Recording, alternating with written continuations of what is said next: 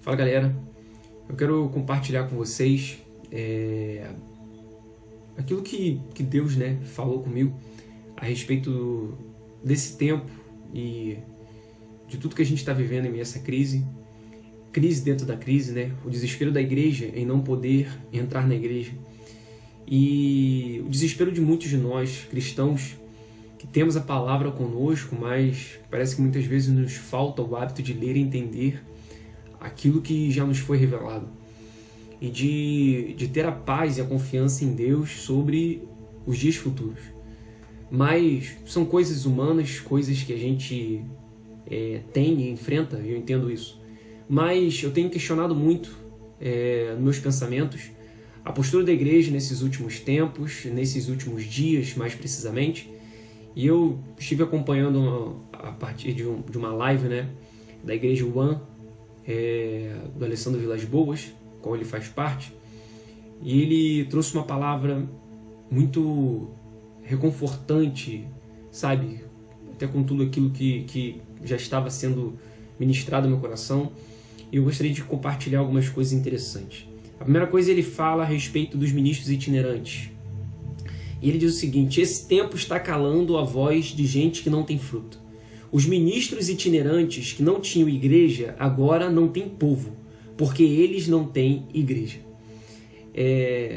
Eu sei que isso pode soar de uma forma meio forte, sabe? Mas tem verdade nessa expressão. A gente ficou muito tempo seguindo muita gente, vendo muita gente, absorvendo o que essas pessoas estavam falando. Mas o que de fato, qual o fruto real que isso tudo estava gerando? E agora a gente está podendo ver o fruto que esses chamados ministérios deixaram. Se há frutos, veremos os frutos. Agora, se não há frutos, não veremos os frutos. E continuando, ele meditou a respeito de Hebreus 10, 35 e 39 e Atos 2, 41 e 42. Eu vou estar lendo esses dois trechos da Bíblia porque são interessantes para prosseguir com as demais frases que ele compartilhou. E Hebreus 10, versos 35 e 39 diz o seguinte: não abandoneis, portanto, a vossa confiança. Ela tem grande galardão. Com efeito, tendes necessidade de perseverança, para que, havendo feito a vontade de Deus, alcanceis a promessa. Porque ainda dentro de pouco tempo, aquele que vem virá, e não tardará, todavia o justo viverá pela fé. E se retroceder, nele não se compraz a minha alma. Nós, porém, não somos dos que retrocedem para a perdição, somos, entretanto, da fé para a conservação da alma. E o destaque é o verso 36. Com efeito, tendes necessidade de perseverança, para que, havendo feito a vontade de Deus, alcanceis a promessa. O outro verso encontra-se em Atos, capítulo 2, e aquele evento da festa dos Pentecostes, e diz o seguinte, verso 41 e 42 apenas: então os que aceitaram a palavra foram batizados, havendo um acréscimo naquele dia de quase 3.000 pessoas, e perseveravam na doutrina dos apóstolos, na comunhão e no partir do pão e nas orações. E ele trouxe esses dois trechos, compartilhou essa palavra, e ele falava a respeito de questão de perseverança, do quanto nós precisamos, como igreja, perseverar nesses dias. E dentre as palavras a mais que ele assim compartilhou, uma que destaquei, diz o seguinte: tudo aquilo que você ouviu de Deus antes do coronavírus está valendo. Ou seja, aquelas verdades que Deus compartilhou conosco através de seus ministros durante esse tempo ainda está valendo. A oração ainda tem poder, nós ainda podemos clamar por esse Deus e Deus ainda vive, sabe? Tudo isso ainda é real, nada nos foi tirado, sabe? A realidade não foi alterada. O que acontece é que agora estamos um pouco impedidos da mobilidade, mas o relacionamento com Deus continua o mesmo. A existência de Deus ainda é a mesma. Prosseguindo, ele ainda diz: muitas vezes a gente tem a tendência de achar que a maneira que a gente deve agir no tempo de escassez é diferente da maneira que a gente deve agir no tempo de bonança.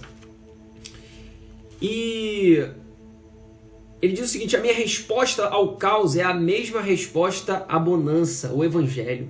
Ou seja, agora não é hora da gente agir diferente, sabe? Não é hora da gente mudar, a gente tem que fazer a mesma coisa. Porque o verdadeiro cristão é assim, ele se mantém firme no Senhor. E como o Senhor, ele é inabalável, a fé também deve se tornar inabalável. Não é que a gente não vá se entristecer, que a gente não vá se desesperar, mas a nossa fé, os nossos olhos ainda estão no Senhor Deus. Então, a resposta nossa ao caos deve ser a mesma ao tempo de bonança. Se antes, quando tudo estava bem, a gente tinha o conforto, conseguia ter esperança em Cristo Jesus, agora da mesma forma. Aquilo que a gente estava vivendo antes, a gente deve continuar vivendo agora. Seguindo, ele ainda compartilhou dizendo: a igreja da casa é mais poderosa que a igreja do templo. Sabe, o templo se fechou, mas a verdadeira igreja está nos lares. A verdadeira igreja está na nossa casa. Continuando, e isso aqui é muito forte mesmo. Ele diz o seguinte: a única coisa que o coronavírus nos impediu é de nos reunirmos aos domingos. O vírus não nos proibiu de orar pelos enfermos. O vírus não nos proibiu de orar pelas nações. O vírus não nos proibiu de amar Jesus. O vírus não nos proibiu de pregar o evangelho. Cara, a única coisa que o vírus nos impediu é de ir à igreja aos domingos. Ou seja lá qual for a reunião que a gente ia na igreja, né? Antes desse momento que a gente está vivendo. E eu repito, essas são palavras do Alessandro Vilas Boas, mas eu estou compartilhando porque eu concordo com elas. E, sabe, que desespero é esse? Que tormento é esse que tem alcançado o nosso coração, irmãos? Se na verdade a única coisa que nos foi tirada, sabiamente compartilhou esse servo do Senhor Jesus Cristo, a única coisa que nos foi tirada é a reunião com a igreja presencial, que ainda tem isso. Sabe, qual é o desespero nisso tudo?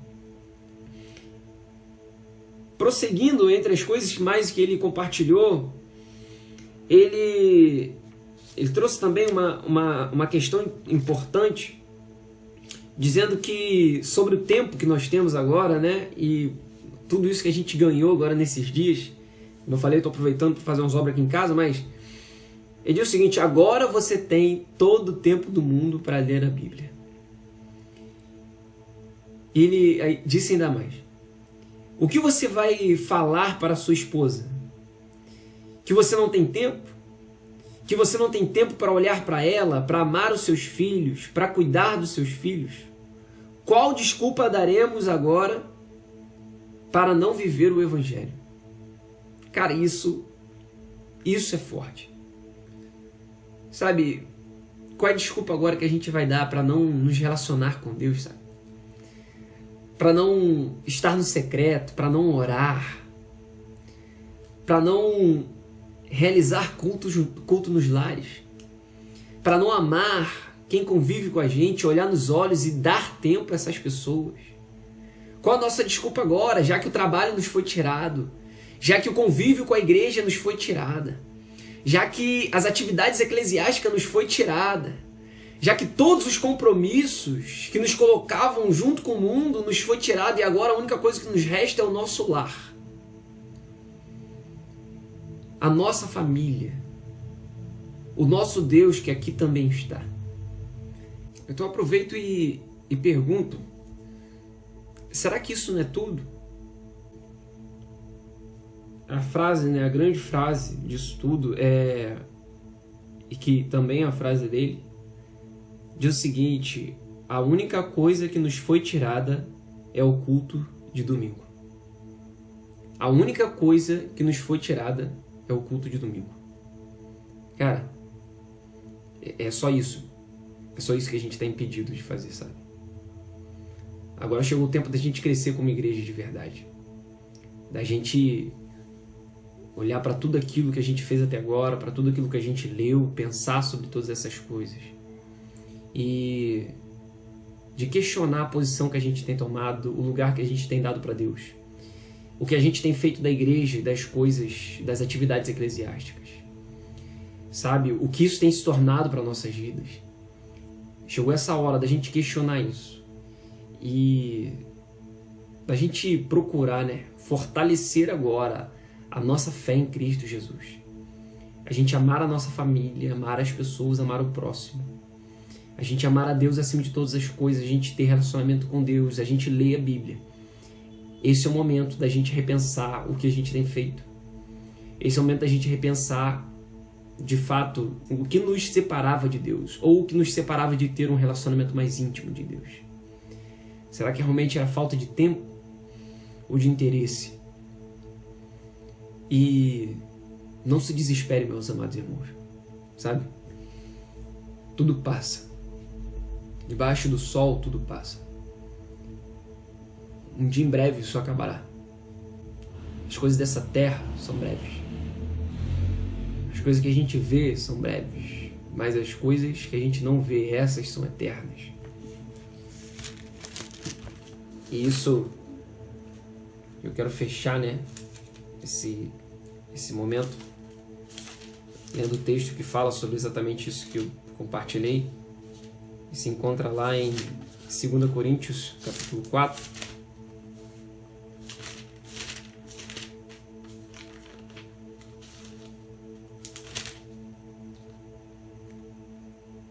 Verso 16. Por isso, não desanimamos, pelo contrário, mesmo que o nosso homem exterior se corrompa, contudo o nosso homem interior se renova de dia em dia. Porque a nossa leve e momentânea tribulação produz para nós eterno peso de glória, acima de toda comparação. Não atentando nós nas coisas que se veem, mas nas que se não veem. Porque as que se veem são temporais, e as que se não veem são eternas. Sabe? Aquilo que a gente ainda não vê é eterno. Coloque sua fé em Cristo Jesus, mano. Seja, sabe, firme. Persevere em Cristo Jesus. Seja perseverante. Esse é um momento de perseverança, bem disse Alessandro Vilas Boas. Essa mensagem, Deus falou com ele. Eu estou só replicando ela. Adoro e louvo o nome do Senhor. Que Jesus Cristo venha ser o Rei na sua vida. Como foi ontem, que seja hoje e sempre. Que a graça e a paz do nosso Senhor Jesus Cristo esteja com todos vós. Amém.